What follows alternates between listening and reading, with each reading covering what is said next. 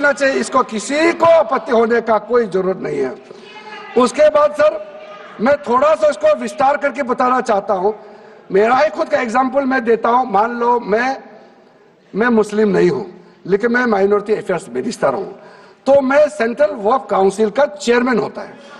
तो मेरे होने के बावजूद उसके बाद टोटल 4 नॉन मुस्लिम हो सकता है वक्फ काउंसिल में मेंबर, और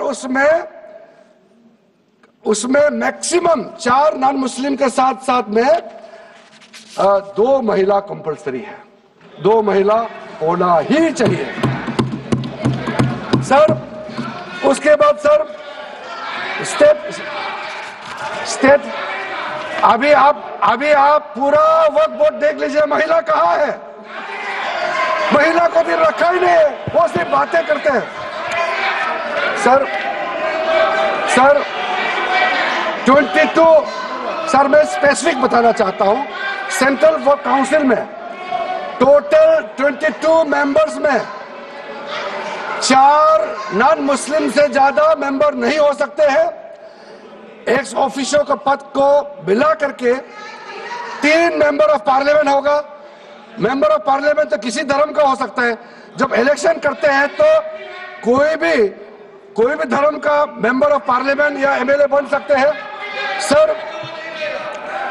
10 मेंबर मुस्लिम कम्युनिटी से होगा, 2 फॉर्मर जजेस होंगे सुप्रीम कोर्ट और हाई कोर्ट के, 1 advocate of national eminence member रहेंगे, 4 persons of national eminence from various field.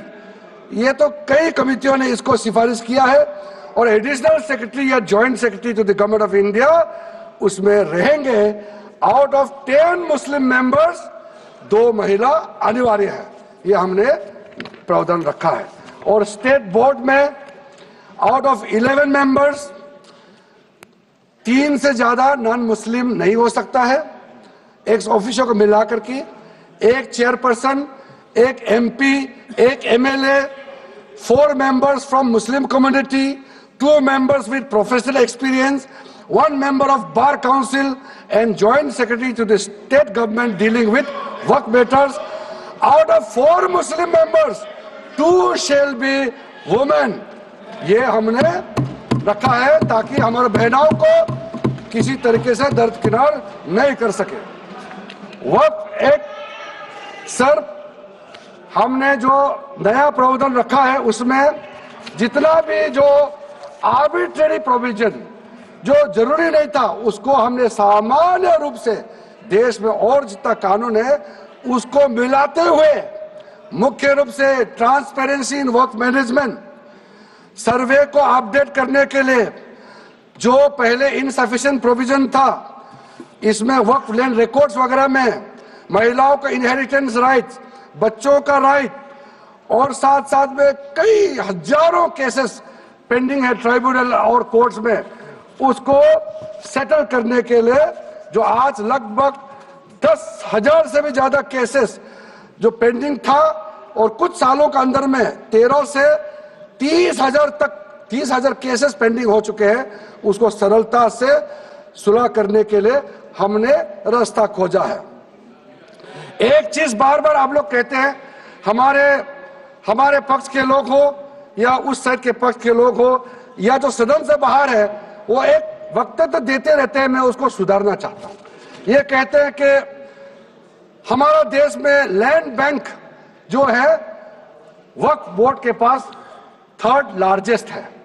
पहला रेलवे, इंडियन रेलवे, फिर इंडियन आर्मी मतलब इंडियन डिफेंस का, और फिर कहता है वक्फ बोर्ड के पास जमीन है। मैं उसको सुधारना चाहता हूं। सर आप भी तो ट्रेन में चलते हैं, हम लोग भी ट्रेन में चलते हैं, हजारों किलोमीटर ट्रेन का पटरी लगा हुआ है, स्टेशन बना हुआ है। वो ट्रेन का पटरी लगा हुआ है, वो रेलवे का प्रॉपर्टी थोड़ी है, ये तो देश का प्रॉपर्टी है, हम लोग सब चलते हैं उसमें। इसको आप कैसे लगा सकते हैं कि रेलवे के पास इतना है, वक्फ बोर्ड के पास इतना है? वो देश का प्रॉपर्टी है। हमारा डिफेंस के पास कहता है कि 2nd लार्जेस्ट है। डिफेंस के पास जो भी ले रहे, जहां ट्रेनिंग करता है, जहां वो रहता है, या बॉर्डर एरिया में जितना डिफेंस लैंड है, वो देश का रक्षा के लिए है।